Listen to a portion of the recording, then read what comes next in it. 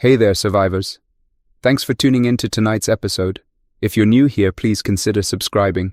It really helps me keep these stories coming. And while you're here, let me know in the comments where you're listening from. Now let's get started. The public calls it an outbreak, but for the longest time, the media treated it like an odd variation of the seasonal flu. People were coughing, running fevers, complaining of strange aches. Local health organizations insisted it was under control.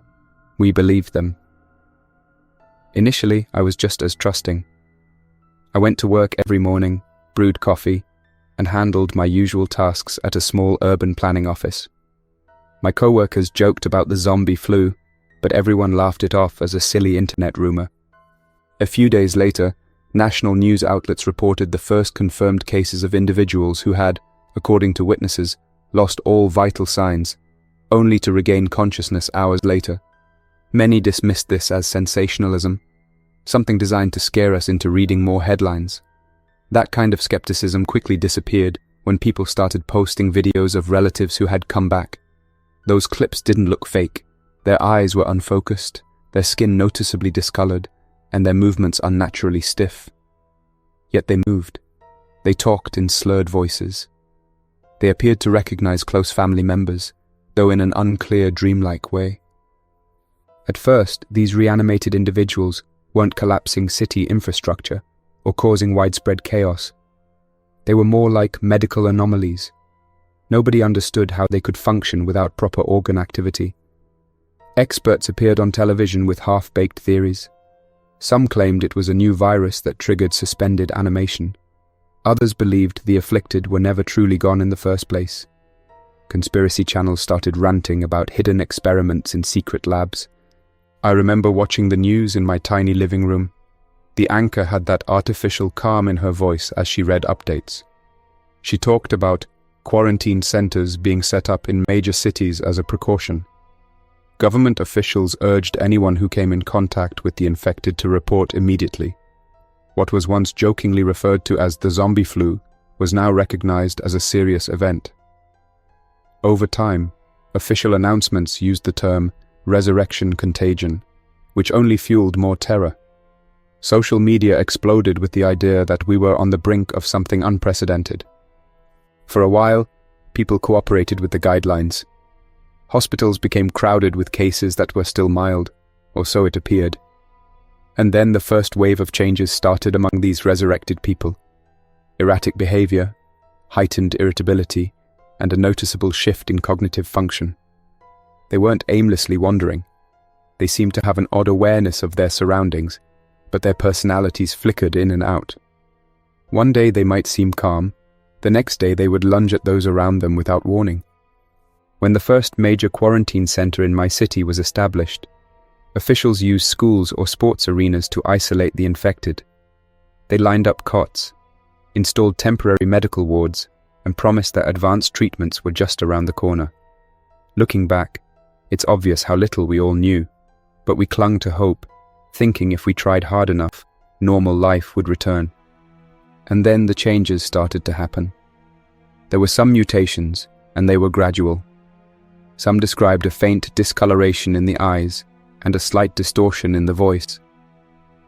Others noticed new behaviors, restless movements, occasional shrieks that echoed through empty hallways, and an unsettling speed when provoked. We started calling them runners and screamers, based on these traits. Runners lived up to their name. It was as if their bodies harnessed a burst of raw energy.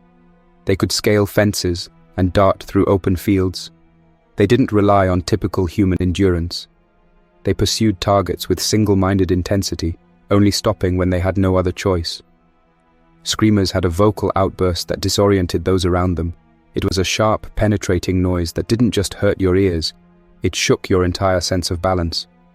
If one screamer spotted prey, every zombie in the vicinity converged on that location. Local governments tried to maintain order. They advised staying inside whenever possible. They tried to lock down entire neighborhoods, labeling them green zones. Barriers went up on major roads. Police, military, and even volunteers guarded these checkpoints. However, as soon as runners became more common, Standard barricades were no match for their swiftness. Quarantine centers quickly reached capacity. The more infected individuals that were brought in, the faster the spread. Even the best procedures failed if a single staff member was exposed, because they could pass it on before showing symptoms. I worked with a group of community volunteers trying to deliver supplies to the quarantined. We loaded trucks with medical equipment, canned food, and bottled water. My job was to help coordinate drop-off points. From a windowless back room in a former public library, I plotted routes for drivers and listened to updates via a shortwave radio. Every day brought new calls for help, families stranded on rooftops, survivors pleading for extraction from abandoned stores, entire apartment buildings where supplies were running low. Then, the truly alarming news came in. The virus had mutated to a point where standard protective gear was less effective.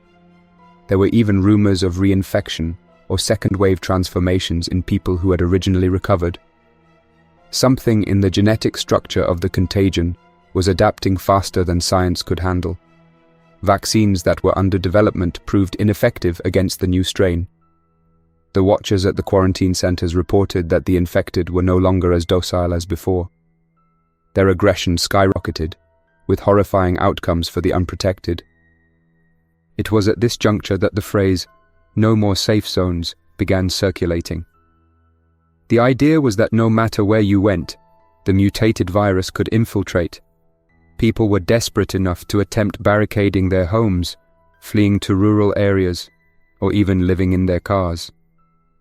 Anyone who tried to maintain a community watch or safety perimeter found that runners outmaneuvered them. Meanwhile, screamers drew hordes whenever the defenders made a stand. Within a month, the city's skyline transformed from a vibrant symbol of commerce to a silent monument to what had been lost.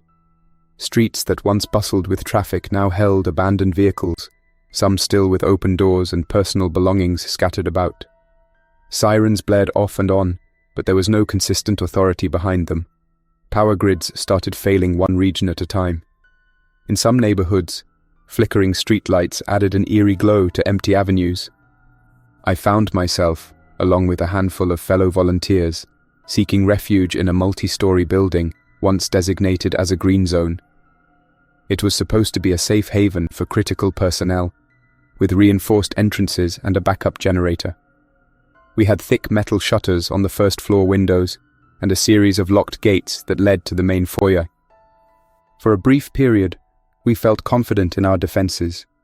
We believed we had enough rations to last for months, and we assumed that if we stayed low profile, the infected wouldn't notice us. We had battery-powered radios to check in with other survivor enclaves and to catch any broadcasts from officials. Most transmissions were outdated bulletins advising people to head to evacuation camps that no longer existed. Rumors traveled that even the largest military base in the region had fallen. Several weeks into our containment, we realized a grim truth. We were not alone in the building. One of our own guards had hidden a minor bite. Instead of reporting it, he wrapped his forearm with layers of bandages, acting as though it was a simple scrape. By the time we caught on, he was already experiencing advanced symptoms. Late one evening, he had an episode of extreme aggression. He tore through one of the improvised barricades, knocking over tables and boxes, then vanished into the darkness of the lower halls. Panic set in among the rest of us.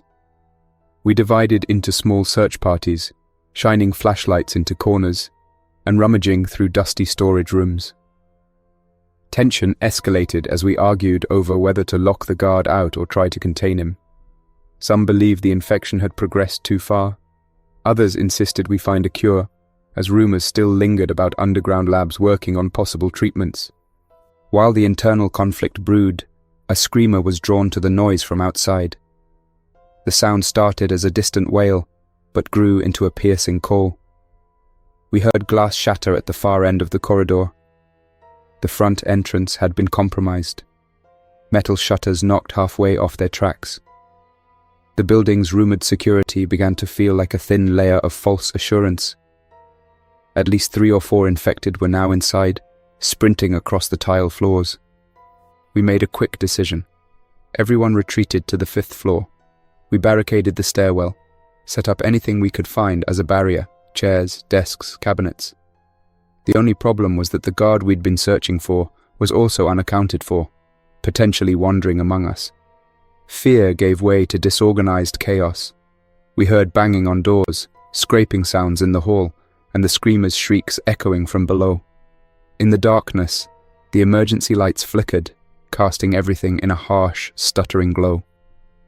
Our small group dwindled as hours turned into days. Some people ran out of the building entirely, searching for better options. Others tried to lock themselves in single rooms to keep away from the infected. Nobody had a consistent plan. Communication devolved into sporadic walkie-talkie check-ins. The building's generator failed, plunging us into gloom. I paired up with a friend named Gabriel, a level-headed sort who had served briefly with emergency services before the outbreak. We decided our best shot was to regroup with any survivors on the nearby rooftop, where we could possibly set up a radio tower. We climbed the stairs, carefully checking each landing. Occasionally, we heard tapping noises behind closed doors, or muffled moans that hinted at infected presence just out of view. When we reached the top floor, we saw shattered skylights. A runner was perched on the ledge, illuminated by the pale moonlight. Its silhouette twitched, and for a moment, it looked almost contemplative. Then it noticed us. Gabriel motioned for silence, and we slipped behind a set of crates stacked along the wall. We waited. The runner seemed to lose interest in the immediate area. It hopped onto an adjacent roof with an unnatural leap. That was our first close-up encounter with how athletic these zombies could be once mutated. Earlier stories about them climbing fences and chasing cars felt like exaggerations, but witnessing that jump left us speechless. We stayed hidden until we were certain it was gone. When we finally stepped onto the rooftop, we found a small group of survivors who had set up tents under an overhang. The lanterns cast a soft glow on a makeshift campsite. They were just as startled to see us as we were to find them. After we exchanged cautious introductions, they shared that they had been surviving there for days, using rope ladders to access nearby rooftops in search of supplies. One man, who wore a cracked pair of glasses, said he had successfully transmitted a radio message to a possible rescue convoy. However, the only response he got was static, and a garbled voice repeating something about no safe zones and retreat. Despite the bleak message, we decided to pool our resources. We formed a plan to check adjoining rooftops for potential escape routes. The city below was crawling with infected, zombies, runners, screamers, and possibly more mutations we hadn't even seen yet. We had to move carefully, timing our progress with the minimal cover of night. Traversing rooftops was both exhilarating and risky. Gaps between buildings varied, and we had to use ladders or wooden boards to bridge them. One misstep could lead to a fall into a street filled with infected. Sometimes we caught glimpses of movement below, lone zombies shuffling in alleyways, or entire packs of runners weaving through deserted roads. Whenever a screamer's call rang out, we froze in place, waiting until it subsided. Then we pressed on. Gabriel kept a small map of the district. We wanted to reach a defunct broadcast station that stood on a hill at the edge of the city. If we could power its transmitter, maybe we could contact any remaining outposts.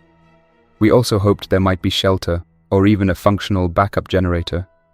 Word had spread that certain old facilities were built to withstand disasters. The journey took us across the tops of office buildings, apartments, and even a church that had been converted into a makeshift clinic. At each stop, we checked for supplies, canned goods, bottled water, medication. Many rooms looked like they had been ransacked in haste, with drawers left open and scattered possessions hinting at people fleeing. Occasionally, we found a stash of something useful. More often, we found remnants that made us remember how quickly life had changed. We also stumbled upon evidence of smaller quarantines, signs taped to doors reading, "Infected inside," or "Do not enter." In one instance, we found a locked room that emitted a low groaning. We had no idea how many infected were on the other side, and we chose to leave it undisturbed. Our priority was survival, not confrontation. Throughout this trek, I tried not to dwell on thoughts of my old life. Everyone I knew was either missing or unreachable. My phone battery died long ago. Even if it worked, the networks were mostly down. The only reason I kept it was to look at pictures from a time before all of this. Friends smiling at a birthday gathering, a snapshot of a city skyline lit up at night. It felt like gazing at a memory from another century. As we advanced towards the broadcast station, the layout of the buildings shifted. They became smaller, more spread out. We no longer had easy paths across rooftops. We had to descend to ground level or navigate narrow alleyways. We timed our movements carefully, using the dim illumination of the moon to stay concealed. The city's power grid was largely offline, so darkness ruled the streets. In the shadows, we spotted silhouettes. Some were just lifeless shapes, possibly those who had fallen victim early on. Others moved in irregular patterns, scanning the area with a predatory awareness. Gabriel led us through side streets, often peeking around corners to ensure we weren't walking into a mass of infected.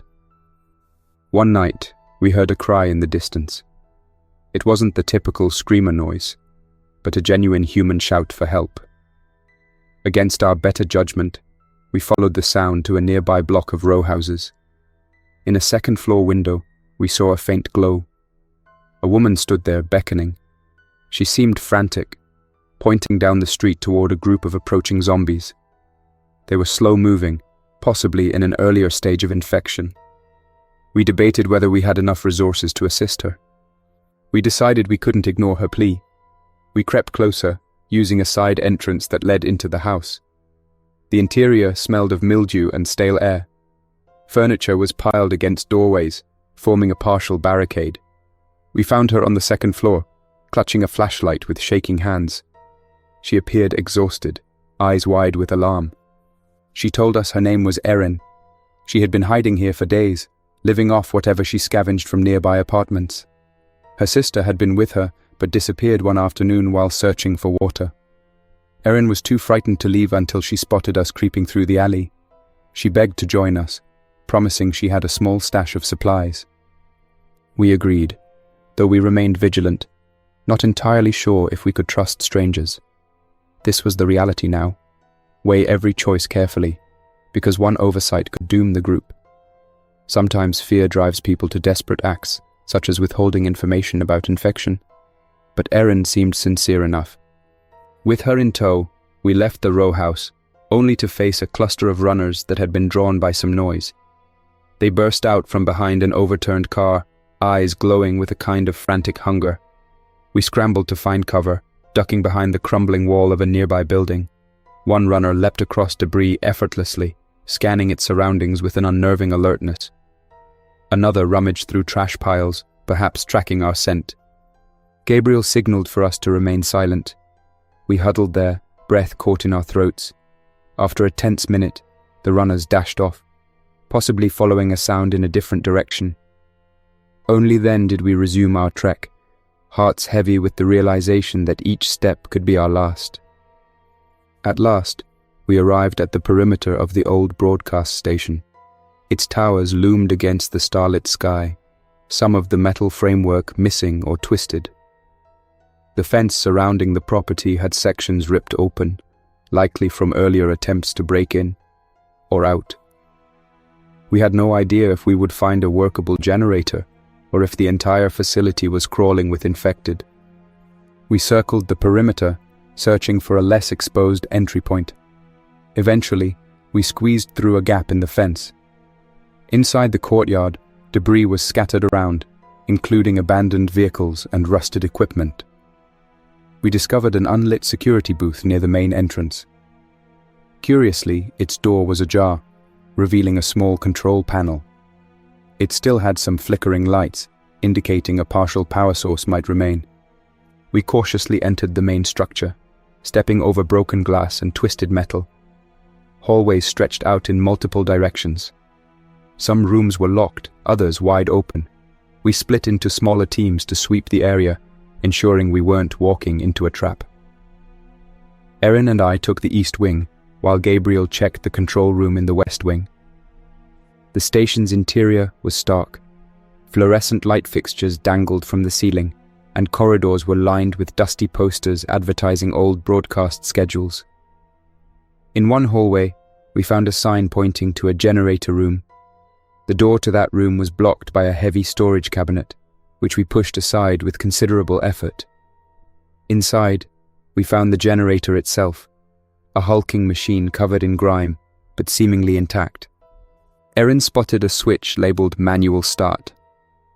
We had a small stash of fuel from earlier runs, so we poured it in. After several attempts, the generator kicked into motion, casting an orange glow from the control panel. Lights in the corridor flickered. A distant hum indicated some power was returning to parts of the station. We radioed Gabriel to let him know. He responded with a tense whisper. "I'm not alone in here." That was all we heard before static took over. Fear pressed on our minds, but we hurried toward the west wing. Sparks flickered from overhead lights, and our footsteps echoed as we rushed through the corridor. We discovered a half-open steel door leading to the main control room. Inside, monitors flickered with static, random bursts of color dancing on the screens. Gabriel was crouched behind a console, motioning for us to stay back. When we peeked around, we spotted a figure hunched near the exit. It was a screamer, its posture rigid. We recognized the parted lips and the subtle trembling in its limbs, a warning sign that it might unleash its signature shriek at any moment. Carefully, we weighed our options. We wanted to avoid provoking it, since a screamer's call would bring more zombies. The station's thick walls might delay reinforcements from outside, but we couldn't be sure. If it alerted runners roaming nearby, we would be trapped in a large building with no easy escape route. We waited for a chance to slip past. Then, without warning, the screamer lifted its head, as though sensing our presence. Erin looked at us with alarm. We signaled each other to move slowly along the edge of the room. The screamer let out a faint, rattling breath but didn't screech yet. Step by careful step, we maneuvered around the consoles. My pulse throbbed in my ears. If it turned our way, everything would unravel.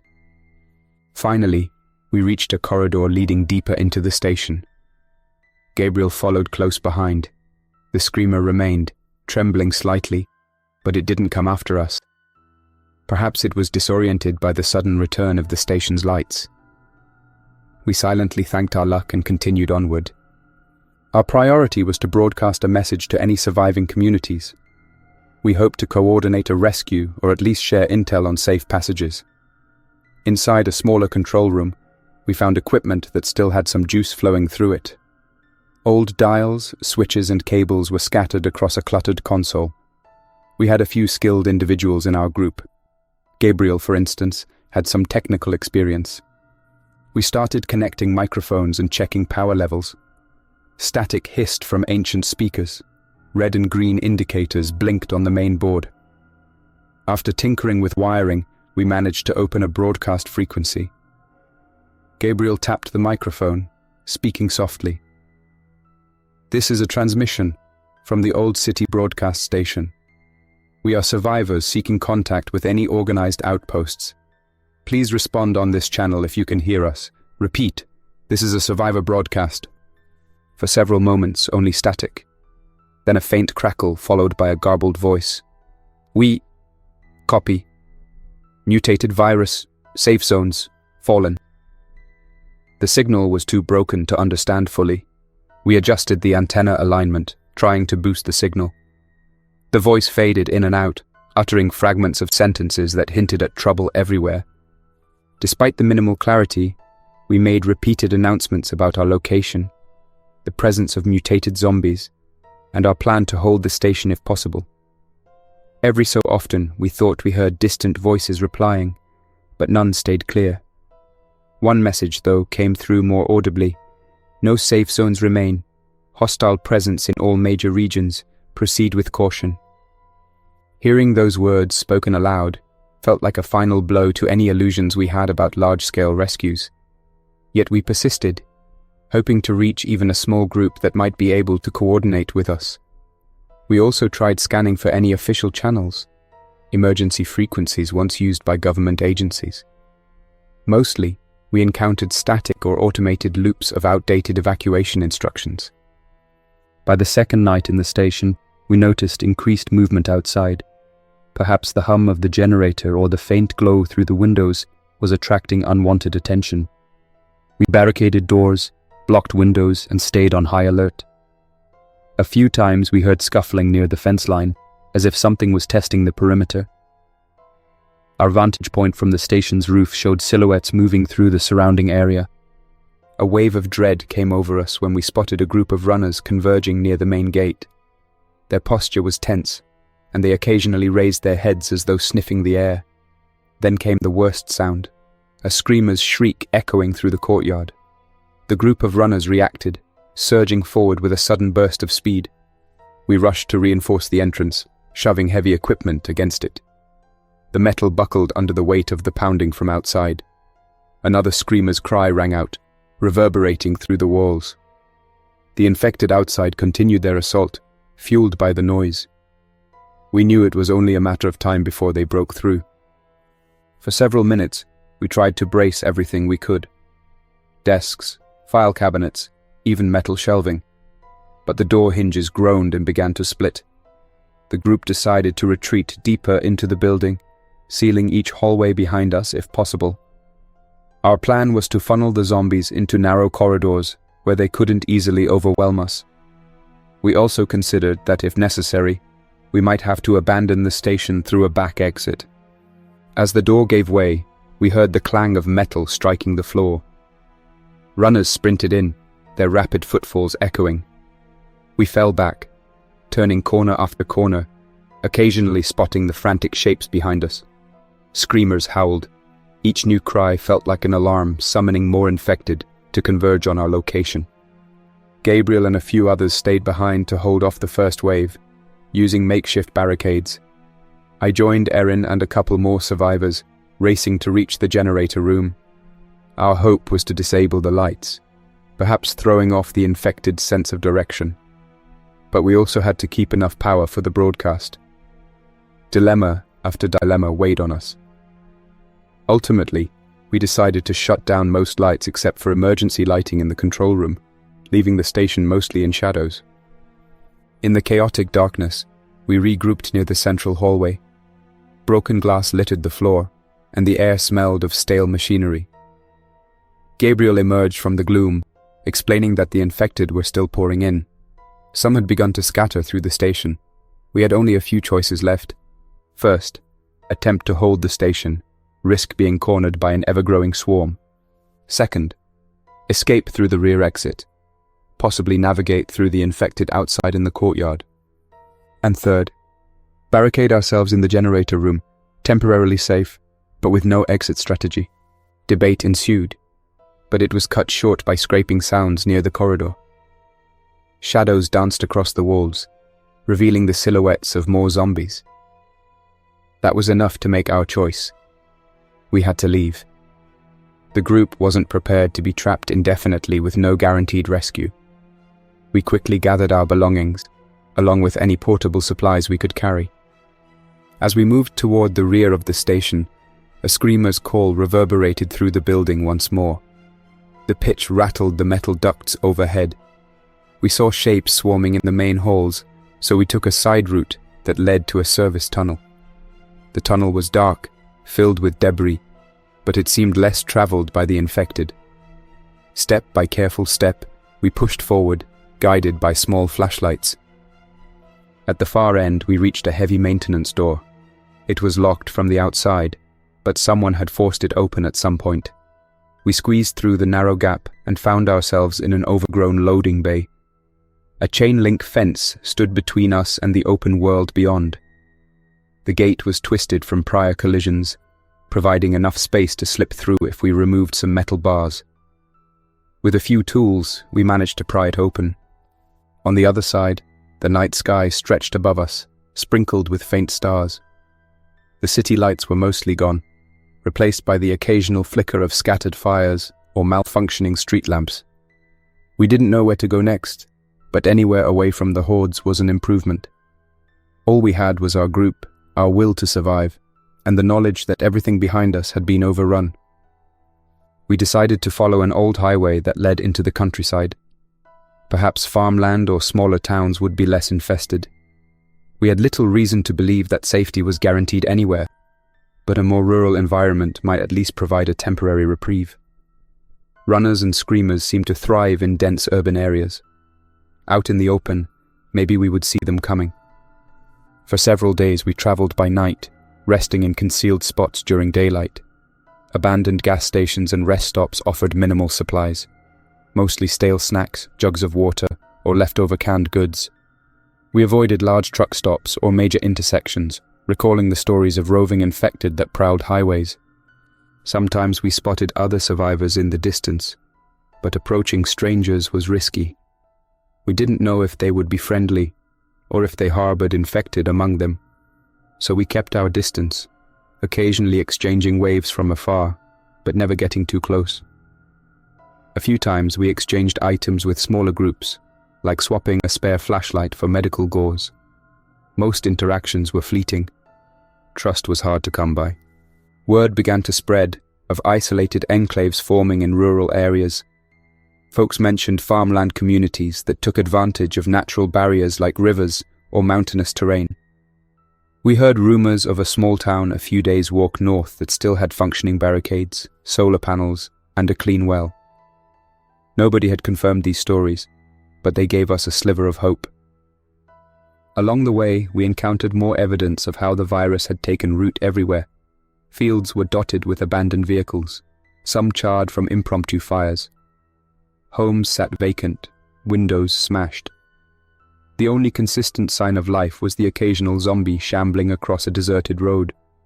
Most were slow, possibly in late stages of infection, but a runner could appear at any time. In an empty barn, we set up a temporary camp for the night. The building provided shelter from the elements, and it felt safer than sleeping in the open. We found a few leftover bales of hay to use as bedding. While the others settled, I climbed a small ladder to a loft area and looked out through a broken window. The moon illuminated a field that stretched toward distant hills. For the first time in a while, I felt a moment of calm, though it was tinged with the knowledge that everything could change if even one screamer spotted us. A few mornings later, we left the barn and continued our journey. Fog drifted across the landscape, concealing any movement in the distance. We stayed close together, forging a path along a worn dirt road. Suddenly, we heard rustling in a nearby grove of trees. We paused, scanning the area. A few shapes emerged, humans, not zombies. They held crude weapons, wooden poles or pieces of scrap metal fashioned into makeshift spears. We raised our hands to show we meant no harm. The leader, a woman in a faded jacket, approached cautiously. She asked if we were infected, and we said no. She then shared that her group was heading in the same direction, hoping to find the rumored settlement. They had faced multiple close calls with runners, and had lost several companions to screamers. We exchanged updates, realized we had similar goals, and decided to travel together for mutual protection. With our combined forces, we felt slightly more confident. We took turns standing watch at night, scanning for any sign of approaching zombies. During the day, we scouted for resources. Most shops and supply depots were long emptied, but occasionally we found overlooked corners with hidden food or medical items. Every day brought the same question: how long could we keep going under these conditions? Eventually, the road led us to a place that matched the vague descriptions we'd heard. A small town at the base of a hill, nestled near a river. Hints of a wall or barricade were visible from afar, so we approached with optimism. Upon arrival, we discovered that while there had been an organized community here, it appeared to be overrun now. The barricade was partially collapsed, the gates twisted and broken. Inside, we saw half-burned houses and debris-laden streets. An eerie stillness hung in the air, broken only by the wind. We advanced carefully, searching for survivors. We found a few hints that people had fought a fierce battle. Bullet casings on the ground, scorch marks on walls. Yet there were no obvious signs of the infected, which was unusual. We expected to see at least a few shambling zombies. As we neared the town centre, a series of shrieks rang out, echoing off the buildings. It was impossible to tell the source at first, but soon we spotted multiple screamers perched atop a damaged church steeple. They let out piercing cries, and in response, a surge of infected came pouring out of side streets, as though they had been hiding or laying in wait. They weren't just slow movers. This swarm included runners that hurtled toward us, bounding over debris. We scrambled, ducking behind overturned carts and broken fences, trying to fend off the initial wave. The narrow streets became a funnel, with infected swarming from multiple directions. We lost track of who was where. The group from the grove of trees scattered, a few shouting instructions to take cover in nearby buildings. A handful of us, including Gabriel, Erin, and myself, dashed into what looked like an old general store. We slammed the door behind us and piled heavy items against it. Through the dusty windows, we watched the chaos unfold outside. Runners barreled through the streets. Screamers maintained their shrill calls from various vantage points. It felt like the entire area had become a trap. The mutated virus had turned this once hopeful community into a breeding ground for a massive horde. In the store, we searched for a rear exit. The shelves were mostly empty, but we did find a few cans of beans, some matches, and a flashlight with weak batteries. Every resource counted. We proceeded to the back door, which opened onto an alley partially blocked by toppled crates. With effort, we cleared a path. Just as we stepped outside, a runner emerged from behind a dumpster. Its reflexes were fast, but we reacted quickly, knocking it aside with a wooden plank. It fell to the ground, twitched, and then tried to lunge again. We darted away, weaving through the alley until we reached a fence. Climbing over it, we found ourselves in a residential backyard. Desperate to avoid drawing attention, we slipped into an abandoned house. The house interior was surprisingly intact. Furniture was still in place, as though the occupants had left in a hurry. We locked the doors, pulled curtains closed, and tried to stay silent. From the upstairs window, we could see columns of infected milling about in the streets, occasionally drawn by the screamers. A few stray zombies wandered into backyards. As the hours passed, we realized the horde wasn't dispersing quickly. This town had become a nesting ground. Our prospects of traveling further north seemed grim. We whispered among ourselves, trying to devise a plan. We contemplated waiting until nightfall to slip away, but the infected were active at all hours. We huddled in that house for what felt like an eternity. We rationed the few cans of food we found. Tension weighed on each of us. At some point, the realization set in that living like this, hiding in small pockets, always on the run, could be our existence for a long time. The mutated virus had spread far and wide, making the idea of a true safe zone feel almost impossible. Yet, in the darkest moments, we found some resolve. Gabriel suggested that if large groups drew too much attention, perhaps smaller teams stood a better chance of slipping through the infected lines. We weighed the risks. Traveling alone or in pairs might prevent us from defending ourselves if cornered, but it could also allow us to go unnoticed. While we debated, a flurry of shrieks rose outside, indicating another wave of infected movement. We peered through a gap in the curtain. The swarm headed toward the opposite side of town, possibly drawn by something or someone else. It was the break we needed. We agreed to split into two smaller teams. Gabriel and Erin would take one route, aiming to circle around the outskirts of town and continue north. I would join another volunteer named Susan, heading northwest where a chain of hills offered potential cover. It was a gamble, but staying put meant certain doom if the infected converged again. Susan and I crept through side streets, avoiding main roads where we could see scattered packs of zombies. Often, we ducked behind walls or hid in abandoned vehicles until we were sure the path was clear. The hush of the deserted town was broken only by occasional moans or screams in the distance. We moved at a steady pace, skipping thoroughfares littered with obstacles. Eventually, we found a narrow footpath that led to an overgrown park. A broken gate signaled that it once served as a public recreation area. Trees loomed overhead, branches entwined. The tall grass rustled with every step, making us uneasy, but we had no better option. Crossing that park took hours. We avoided open spaces, frequently checking for any sign of movement. Once we stumbled upon a group of zombies clustered around something on the ground. We never found out what they were focused on. We backed away immediately, circling around them. The virus had transformed the world into an endless labyrinth of potential dangers. When we finally left the park, the terrain shifted into rolling hills dotted with small farm plots. A few barns and houses stood in the distance, some lights flickering from rooftop solar panels. We wondered if people still lived there, or if it was another place taken over by infected. Approaching such sites required caution. We chose to keep going until we found a vantage point near the top of a hill where we could safely survey the landscape. At the summit, the view was startling. From this elevation, the distant city looked like a carcass of steel and concrete. Smoke rose from various points, and the darkness of the night sky enveloped everything. Occasionally, faint flashes suggested fires or electrical malfunctions. It was a far cry from the bustling skyline we once knew. Susan reminded me about rumors of farmland communities that managed to survive. Maybe we were close. The air here felt cleaner, and the fields stretched out for miles.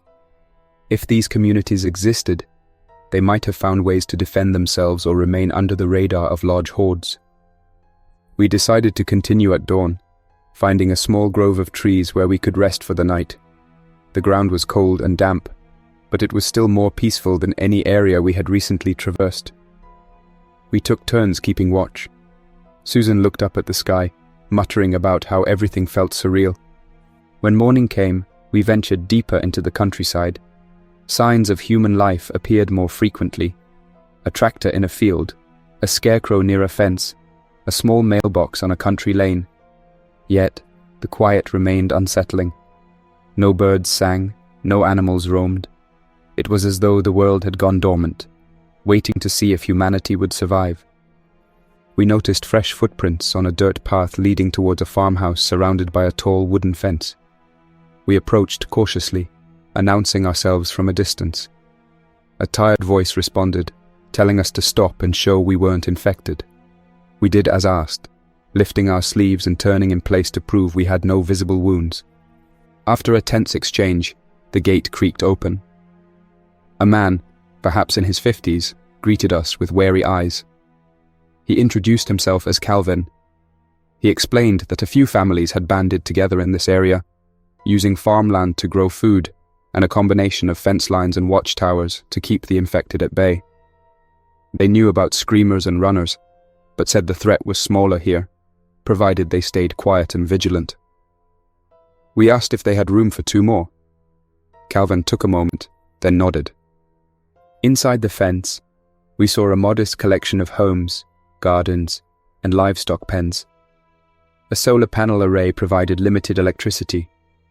It felt like a miracle to witness an organized living space in a world dominated by zombies. Though the mood was somber, there was a sense of careful cooperation among the residents. Each person had tasks, some tended gardens, others maintained fortifications. They traded news about zombie sightings and mulled over rumors of other enclaves. Weeks passed at the farmhouse. Susan and I integrated into the community, helping wherever we could. The place was far from a paradise. Every day brought concerns about resources, infected sightings, and the looming possibility that the mutated virus could spread if even a single person was exposed. Still, life here had a rhythm, a cautious optimism that maybe, if everyone stayed sharp, we could endure. We never found out if Gabriel and Erin reached another sanctuary, or if the other volunteers from the city survived. Sometimes, we picked up faint radio signals, mostly static or disjointed voices. The message was always the same: no more safe zones. Yet we clung to our small patch of farmland. We had watchtowers, a workable fence, and a plan for daily patrols. One evening, while sitting by a battery-powered lantern, I decided to record this account. If someone stumbles upon these words, I want them to understand that the collapse didn't happen overnight, but it was inevitable once the virus mutated beyond containment. Quarantine centers couldn't keep pace, official broadcasts eventually stopped, and the infected evolved into new, more dangerous forms. The phrase "no more safe zones" became a reality. Every area was compromised, and survival depended on careful planning and the luck of remaining undetected by the larger hordes. We haven't found a cure. Scientists who might have worked on one are gone or inaccessible. Communication lines are mostly severed. The future looks daunting, but as long as there is still breath in our lungs, we will persist. We plant seeds, we reinforce fences, we keep an eye on the horizon for signs of movement.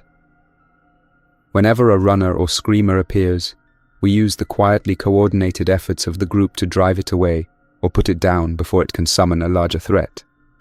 It isn't easy or guaranteed, but it's all we have. This is the world now. A world with no more safe zones, where mutated zombies roam cities and countryside alike, where survival depends on a fragile unity among those still alive. I don't know if the world can recover from this, but for now, we endure. If you're listening to this recording, keep going. Watch your surroundings, trust carefully, and never underestimate the infected. Spread the word. The mutated zombie virus leaves no sanctuary untouched, but hope can still exist in the smallest corners if we protect it. That's all for now. Thanks for listening. If you enjoyed this story, don't forget to like and subscribe for more unsettling creepypastas. Your support keeps my channel alive. Until next time, stay quiet, stay vigilant, and trust nothing, not even the silence.